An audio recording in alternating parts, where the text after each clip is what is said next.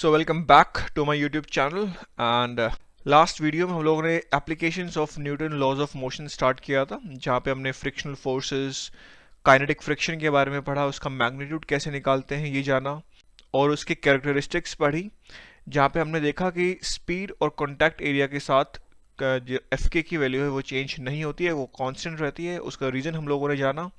अब हम कुछ न्यूमेरिकल्स लेंगे based on the kinetic friction.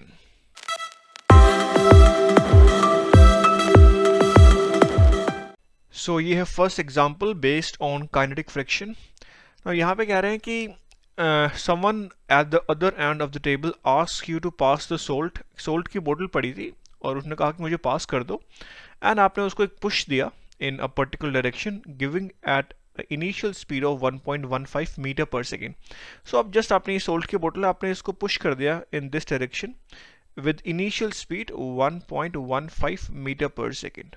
Okay, then जो ये बॉटल है it comes to rest with constant acceleration in 0.840 meter. So ये कुछ मीटर तक चली, ये जो डिस्टेंस हमें दे रखा है 0.840 मीटर हमें दे रखा है, तो यहाँ तक चली और यहाँ पे जाके ये स्टॉप हो गई। नाउ हमें दो पार्ट्स हैं जो सॉल्व करने हैं। ए पार्ट में हम लोगों को निकालना है coefficient of kinetic friction between this bottle and the table, and B part में हमें निकालना है how much time it require for the bottle shaker to come to rest if you slide with initial speed. अगर आप इस initial speed से अगर आप उसको बॉटल को पुश करते तो कितने टाइम में रुक जाती। तो ये दो पार्ट हमें सॉल्व करने हैं। तो सॉल्यूशन देखने से पहले मैं आपसे रिक्वेस्ट करूंगा कि आप इसको पॉज करें, खुद से सॉल्यूशन निकालें, उसके बाद इसको देखें। ओके, तो मैं आशा करता हूँ आपने सॉल्यूशन निकालने का ट्राई किया होगा। तो देखिए, किसी भी न्यूमेरिकल को सॉल्व करने के लिए हम सबसे पहले कोऑर्डिनेट सिस्टम डिफाइन करते हैं। मैं बिल्कुल बेसिक से इस क्वेश्चन को सॉल्व करूंगा, एक एक पॉइंट लिखूंगा, कोई भी पॉइंट मिस नहीं करने वाला हूँ मैं। सबसे पहले कोऑर्डिनेट सिस्टम हम लोग डिफाइन करेंगे। सो ये डायरेक्शन जो है मैं एक्स डायरेक्शन लूंगा, पॉजिटिव एक्स, और जो ये वाली डायरेक्शन है ये मैं पॉजिटिव वाई डायरेक्शन लूंगा। ओके, इसके बाद जो नेक्स्ट स्टेप होता है वो होता है ड्रॉ करना फ्री बॉडी डायग्राम। तो पहले मैं फोर्सेस दिखा देता हूँ जो इस पे लग रही होंगी। वेट फोर्स नीचे लग रही है W, टेबल की वजह से जो नॉर्मल फोर्स है वो इसके ऊपर लग रही होगी ऊपर की तरफ N, एंड क्योंकि ये मोशन में है विद सम वेलोसिटी तो काइनेटिक फ्रिक्शन पिक्चर में आ जाएगा जो बैकवर्ड की तरफ लग रहा होगा Fk। Okay, so free body diagram बनाते हुए हम लोग क्या अज्यूम करते हैं कि जो ये ऑब्जेक्ट है it's a point object, so will represent it with a point. Okay, normal force upward direction में लग रही है N, वेट फोर्स नीचे लग रही है W, और जो काइनेटिक फ्रिक्शन है ये बैकवर्ड में लग रहा है Fk। सो केवल ये तीन फोर्सेस हैं जो इस बॉडी पे लग रही हैं, तो इसको हम बोलते हैं फ्री बॉडी डायग्राम, FBD हम इसको शॉर्टकट में लिख सकते हैं। इसके बाद जो नेक्स्ट स्टेप होता है वो होता है कि फोर्सेस हम लोग रिप्रेजेंट करते हैं x एंड y डायरेक्शन में। सो जो नेट फोर्सेस है in the x direction we have only one force and that too in the negative x, so हम लिख सकते हैं -Fk। Okay, and the net forces in the y direction this would be N -W। तो ये होते हैं basic step किसी भी क्वेश्चन को सॉल्व करने के लिए। अब देखिए, अब हमें निकालना ये है coefficient of kinetic friction. So mu के ये वैल्यू हमें निकालनी है। सो म्यू के निकालने के लिए हमें अगर हम फ्रिक्शन काइनेटिक फ्रिक्शन निकाल लें तो आराम से म्यू क्यू निकाल लेंगे, क्योंकि हमें पता है जो काइनेटिक फ्रिक्शन एफ के होता है इसका जो मैग्नीट्यूड होता है it is equals to mu k multiplied with N. So if we are able to calculate this Fk, we can easily give the answer. Now, अब Fk निकालने के लिए हम एक चीज अप्लाई कर सकते हैं, न्यूटन्स का second law in the x direction, and by using the Newton second law we can write that sigma जो Fx होगा ये mass times acceleration in the x direction होगा, राइट। और सिग्मा Fx क्या है हमारे पास -Fk है। सो ये इक्वेशन ध्यान में रखिएगा, बहुत इंपॉर्टेंट इक्वेशन है। अब अगर हमें ये एफ के निकालना है तो एक्सेलरेशन निकालनी पड़ेगी। तो एक काम करते हैं, सबसे पहले ये एक्सेलरेशन ही निकाल लेते हैं। सो इनिशियली हमें दे रखा था कि जो हमने पास करा इसको with the initial speed v naught to be 1.15 metre पर सेकेंड, और ये इतने डिस्टेंस में जाके रुक गया। तो क्या हम काइनेमेटिक इक्वेशन जो हम लोग पढ़ के आए हैं पीछे, वो यूज़ करके एक्सेलरेशन निकाल सकते हैं? बिल्कुल निकाल सकते हैं। तो हम लोग लिख सकते हैं कि जो फाइनल वेलोसिटी स्क्वायर है, this will be equals to the initial velocity square in the x direction plus 2 multiplied with the acceleration in the x direction multiplied with delta x. Okay, so initial जो speed है वो हमें दे रखी है 1.15, इसका कर देंगे स्क्वायर, फाइनल स्पीड बन जाती है 0 प्लस 2 मल्टीप्लाइड विद एक्सेलरेशन हमें निकालनी है डेल्टा एक्स से। तो कितना ट्रेवल करा? 0.840 मीटर। तो यहां से जो एक्सेलरेशन की वैल्यू आ गई in the x direction, this is negative 0.787 metre पर सेकेंड स्क्वायर्ड। मतलब जो एक्सेलरेशन है वो ऑपोजिट डायरेक्शन में लग रही है। Okay, this is the direction for acceleration. So हमने एक्सेलरेशन की वैल्यू निकाल ली है। अब देखिए, अगर इस इक्वेशन से हम लोग लिख सकते हैं कि जो एफ के होगा वो minus m times a x हो जाएगा, राइट? और इन दोनों को अगर हम कंपेयर करते हैं फर्स्ट एंड सेकेंड इक्वेशन को, तो क्या हम ये लिख सकते हैं mu k multiplied with N, ये बराबर हो जाएगा minus m times a x, right? And from here जो म्यू के की वैल्यू होगी, this will be equals to minus m times ax divide by n, and n from the figure. now n की value क्या होगी? देखो, net forces जो y direction में है वो तो equals to 0, because y direction में कोई मोशन है नहीं, क्योंकि एक्सेलरेशन y डायरेक्शन में 0 है।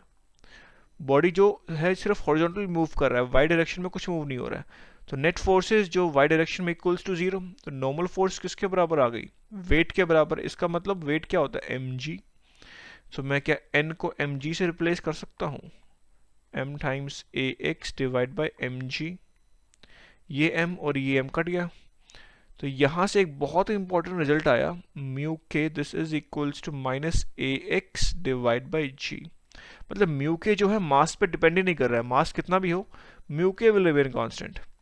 ax जो है इसकी वैल्यू इतनी है, so minus of minus 0.787 metre पर second squared divide by g is 9.81 meter पर सेकेंड स्क्वायर्ड। सो यहाँ से जो म्यू के की वैल्यू आएगी वो आएगी 0.0802। नाउ नेक्स्ट हमें बी पार्ट में निकालना है कि अगर हम उसको इनिशियल स्पीड इतनी दें 1.32 मीटर पर सेकेंड, तो वो कितने डिस्टेंस में जाके रुक जाएगा।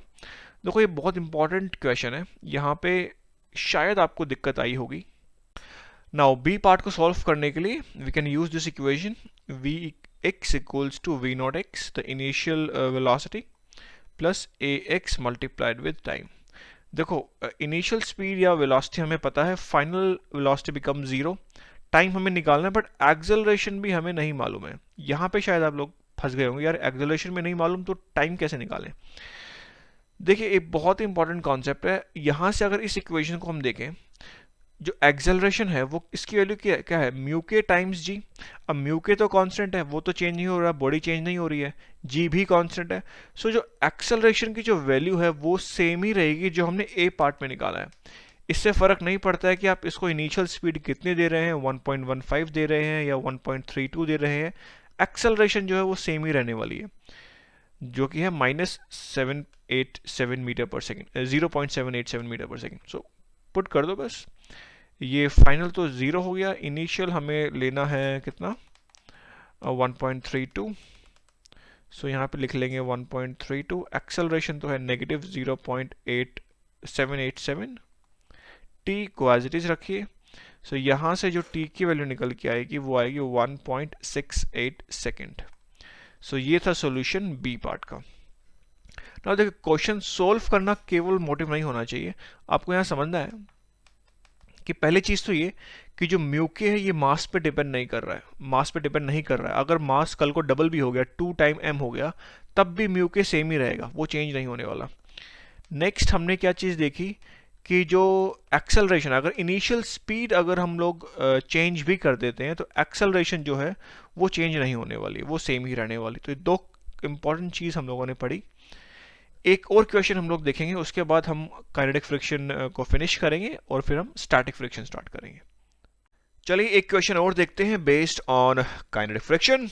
सो देखिए यहाँ पे हमें दे रखा है ट्रेन्ड सी लायन है that slides from rest, rest है का मतलब इनिशियल वेलोसिटी तो जीरो हो गई, okay, with constant acceleration, acceleration constant है, down a 3 meter long ramp. तो ये जो लेंथ हमें दे रखी है रैंप की, ये करीब 3 मीटर है, और जो ये थीटा है अबव हॉरिजॉन्टल ये है 23 डिग्री।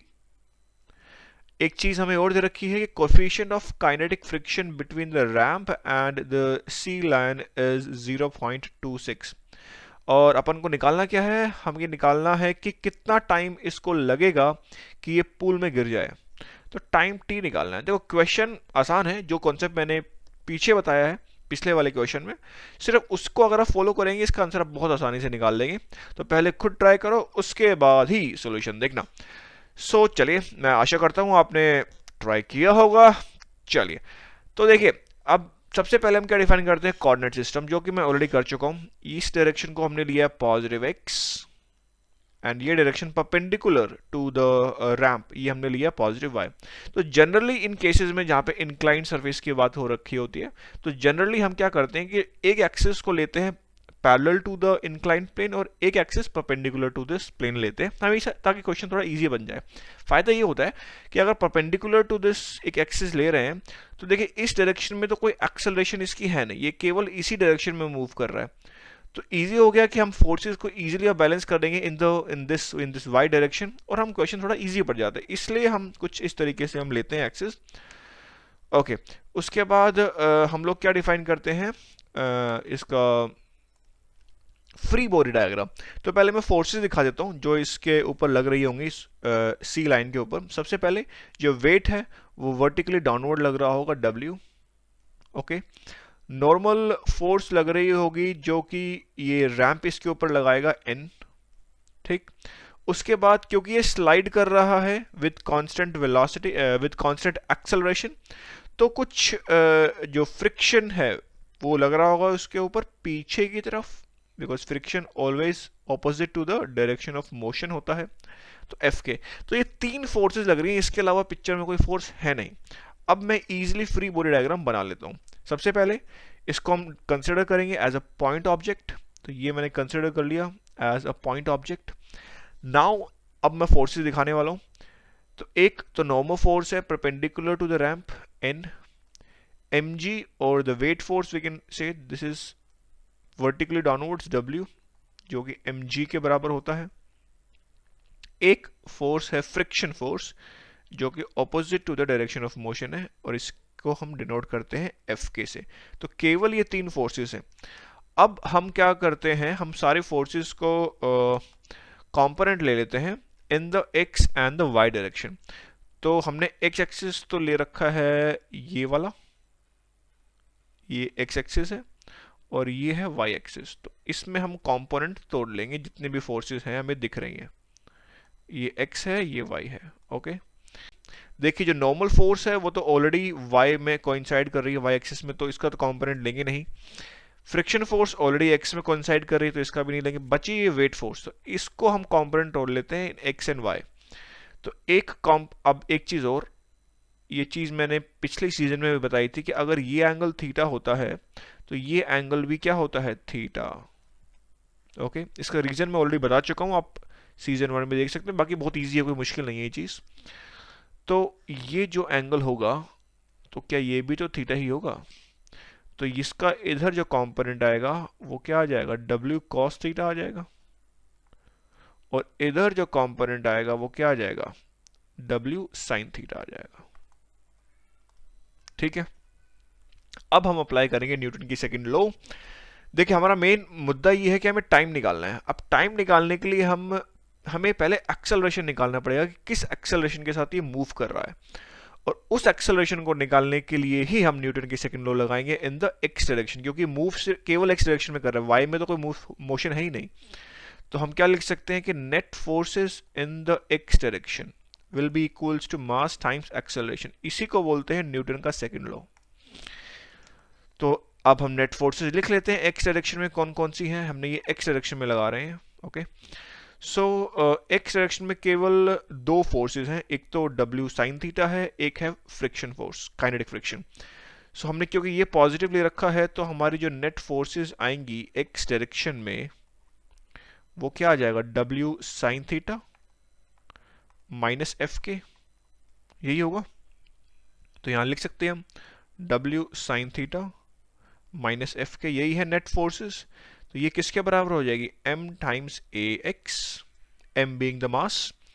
ओके, अच्छा फ्रिक्शन एफ के की वैल्यू हम ऑलरेडी हमें पता है क्या होता है इसका magnitude, it is given by mu k multiplied with n। पिछले ही वीडियो में हमने देखा था ये चीज होती है। अच्छा अब हमें n की वैल्यू नहीं पता है, तो n के लिए क्या करेंगे, हम न्यूटन का सेकंड लॉ लगाएंगे इन the y direction. So same वही चीज, sigma F net in the y direction is mass times acceleration in the y direction। But क्योंकि मोशन नहीं है y डायरेक्शन में तो ay तो जीरो हो गया, तो ये पूरी की पूरी टर्म ही क्या हो गई, जीरो। तो अब नेट फोर्सेस देख लेते हैं y डायरेक्शन में, केवल दो ही हैं, एक है नॉर्मल फोर्स और एक है w cos थीटा। तो n तो पॉजिटिव y की तरफ है तो इसको लिखेंगे प्लस n, और ये ऑपोजिट टू y है तो minus w cosine theta is equals to zero. So यहाँ पे n की वैल्यू क्या आ गई, W कोसाइन थीटा। ठीक है, पुट कर दो भैया यहाँ पे, F के होता है म्यू के n, तो यहाँ मैं पुट कर लेता हूँ W। और एक चीज और, W होता है mg, so mg sine theta minus F k होता है mu k multiplied with n। n की वैल्यू हम निकाल चुके हैं, ये W cosine theta. So W क्या है, mg, और कोसाइन थीटा को एज इट इज रखो, is equals to m ax। अब बन गई हमारे पास इक्वेशन बहुत आसान सी, m m m cancel. Okay, तो यहां से जो एक्सप्रेशन आया ax का वो क्या आ गया, अगर मैं g कॉमन ले लूं तो ये आ जाएगा sign theta minus mu k cosine theta. ये आ गया जनरलाइज एक्सप्रेशन। तो जब भी आप क्वेश्चन सॉल्व करें तो ये कोशिश मत करिए कि डेटा में इनिशियली पुट कर दो, आप इनिशियली यहाँ पे वैल्यू मत पुट करिए कि m की वैल्यू कुछ पुट कर दूं, g की वैल्यू नहीं। पहले आप जनरलाइज एक्सप्रेशन निकाल लीजिए, जो भी आपको निकाल रहे हैं। फॉर एग्जांपल आपको यहाँ पे एक्सेलरेशन पहले निकालनी, तो हमने जनरलाइज एक्सप्रेशन निकाला पहले, उसके बाद आप वैल्यू पुट कर सकते हैं। लेकिन हमारा इस क्वेश्चन में मेन मुद्दा क्या है कि हमें निकालना है टाइम टेकन। तो अभी भी वैल्यू पुट कीजिए, अभी पहले इक्वेशन यूज कीजिए, काइनेमेटिक इक्वेशन हम यूज करने आ रहे हैं, जो कि है x is equals to x naught plus v naught x multiplied with t plus 1 over 2 a x t square. ये काइनेमेटिक इक्वेशन हमने सीजन 1 में देखी थी। अब जो है हम कुछ वैल्यूज देखते हैं। देखो x नॉट जो है, देखिए हम ये अज्यूम कर रहे हैं कि जो हमारा ओरिजिन है वो यहाँ पर है, और यहाँ पे इनिशियल जो इसकी पोजीशन है ऑब्जेक्ट की वो x नॉट जीरो हो जाएगा, क्योंकि ओरिजिन पे x की वैल्यू जीरो होती है। और जो फाइनल पोजीशन है वो 3 मीटर, क्योंकि जो ये रैंप है ये करीब 3 मीटर लॉन्ग है। सो जो फाइनल पोजीशन बन जाती है वो 3 मीटर बन जाती है। एक चीज़ और कि जो v नॉट x वो हो जाएगी zero, because it slides from rest. So मैं ये कहना चाह रहा हूँ कि ये भी जीरो है और ये भी जीरो है। तो यहाँ पे जो x आ गया ये बराबर आ गया 1 ओवर 2 ax t स्क्वायर।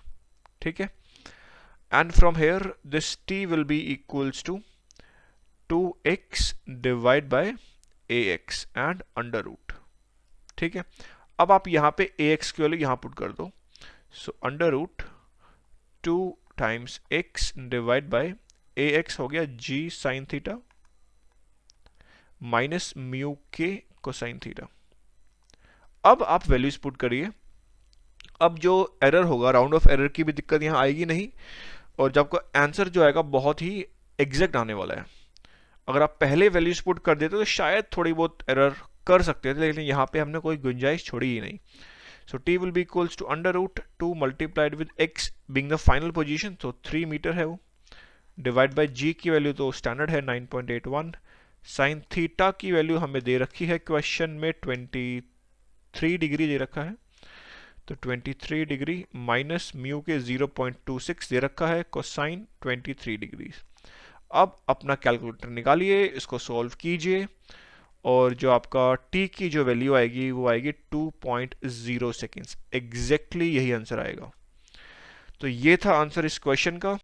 सो केवल आंसर निकालना हमारा मोटिव नहीं होता है किसी भी क्वेश्चन को सॉल्व करने के लिए, आंसर तो कोई भी निकाल देता है। आप इसके इनसाइट्स देखिए कि एक्चुअली ये क्वेश्चन हमें क्या समझा रहा है। देखिए अगर आप यहाँ पे टाइम का एक्सप्रेशन देखेंगे तो ये कुछ ये आया, यहाँ पे आपको मास का टर्म नज़र ही नहीं आ रहा है। इसका मतलब ये फ़र्क नहीं पड़ता है कि आप यहाँ पे 10 किलो का कुछ रखो या 20 किलो का रखो या 30 किलो का कुछ रखिए, ये जो टाइम है किसी भी चीज़ के लिए सेम आएगा, गिवन दैट कि म्यू के सेम हो और थीटा सेम हो और ये एक्स सेम हो। जी तो होता है ये सबके लिए सेम। सो अगर रैंप वही है, म्यू के coefficient of kinetic friction same है और थीटा सेम है, तो टाइम जो है सेम ही आने वाला, मास पे डिपेंड नहीं करने वाला। ये बहुत इंपॉर्टेंट चीज़ है यहाँ पे, अगर आप इसको देख पा रहे हैं तो ये कोई भी क्वेश्चन सॉल्व करते वक्त केवल आंसर निकालने का मोटिव नहीं होना चाहिए, उसके पीछे जो फिजिक्स है अगर आप उसको समझ पाएँ तो बहुत अच्छा रहेगा। तो ये था हमारे पास जो हमने कपल ऑफ एग्जांपल्स देखे based on the kinetic friction. So I think ये काफ़ी इनफ है आपको काइनेटिक फ्रिक्शन का एक ओवरव्यू देने के लिए। अब हम स्टार्ट करते हैं स्टैटिक फ्रिक्शन।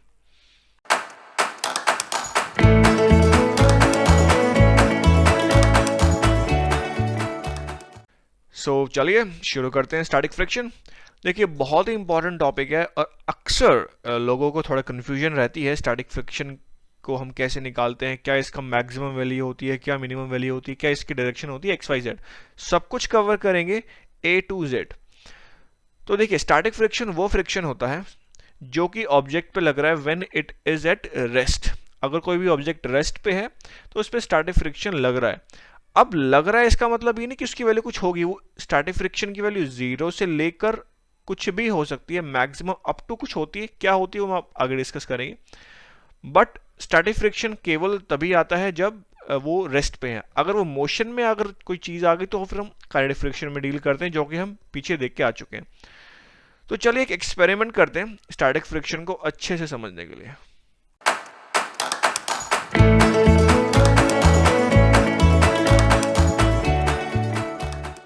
सो चलिए समझते हैं स्टैटिक फ्रिक्शन को एक एक्सपेरिमेंट के थ्रू। यहाँ पे आपको एक ऑब्जेक्ट नज़र आ रहा है जो कि रेस्ट पे रखा है, वेलोसिटी 0 है, यहाँ पे कुछ मूव वगैरह नहीं कर रहा है। तो क्वेश्चन ये है क्या इस पे स्टैटिक फ्रिक्शन लग रहा है, एंड द आंसर इज कि नहीं, स्टैटिक फ्रिक्शन नहीं लग रहा है। इस वक्त स्टैटिक फ्रिक्शन की वैल्यू 0 है यहाँ पर।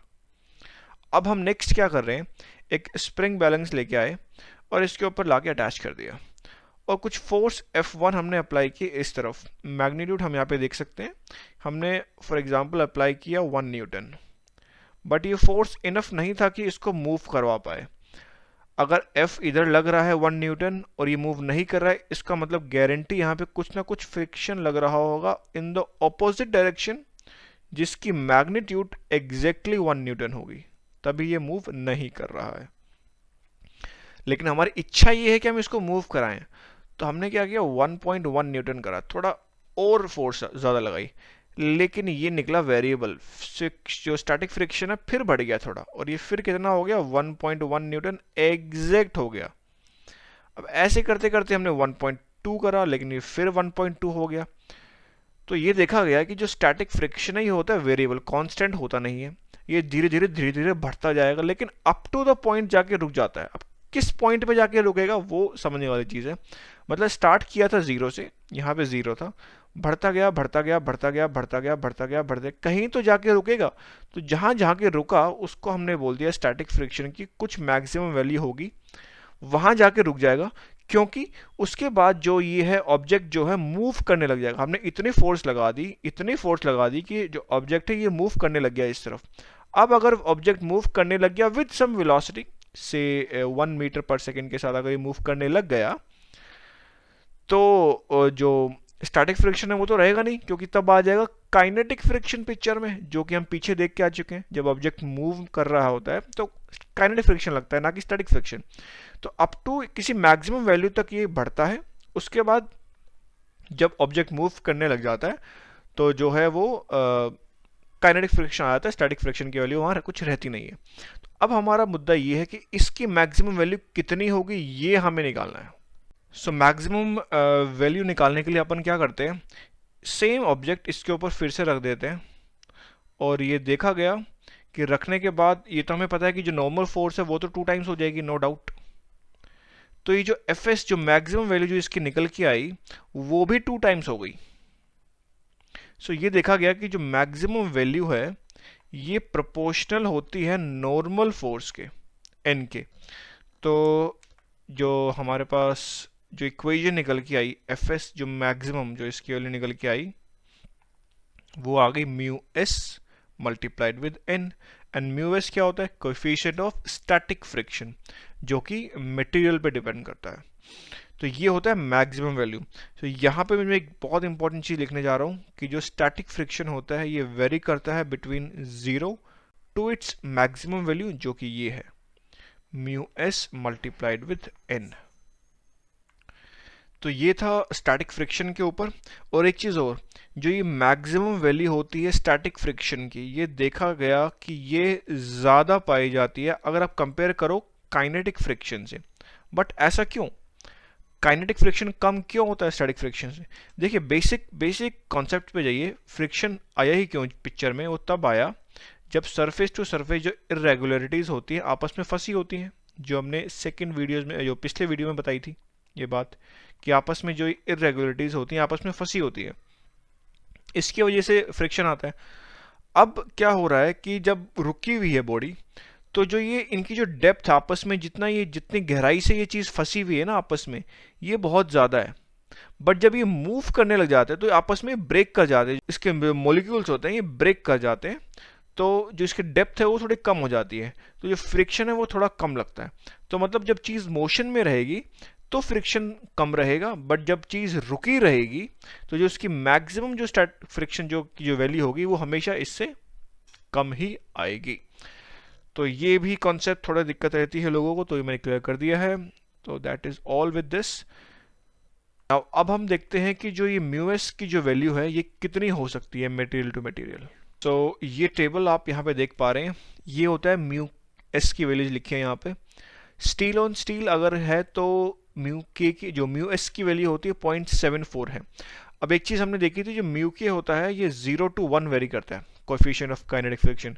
बट जो कोएफिशिएंट ऑफ स्टैटिक फ्रिक्शन होता है वो 1 से ज़्यादा भी हो सकता है, 1 to 4। अब रबर ऑन कंक्रीट अगर ये देखेंगे तो यहाँ पे जो म्यू एस की वैल्यू होती है वो 1 to 4 के बीच में लाई करती है। It can be greater than 1 also. तो चलिए ये था पूरा concept about the static friction. Now मैं की पॉइंट्स लिख देता हूँ जो हम लोगों ने पढ़े हैं। फर्स्ट, जो एफ एस की जो ये मैक्सिमम जो वैल्यू होती है वो होती है म्यू एस टाइम्स एन।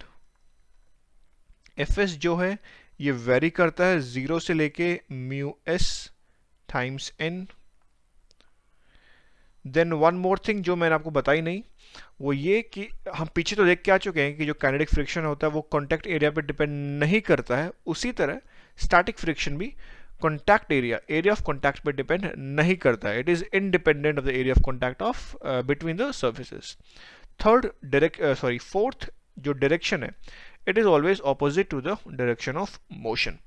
तो ये की पॉइंट्स हैं, ये आप याद रख सकते हैं इस चीज़ को। तो this is all for the static friction, and with this हम इस वीडियो का अंत करेंगे, and for the time being good bye.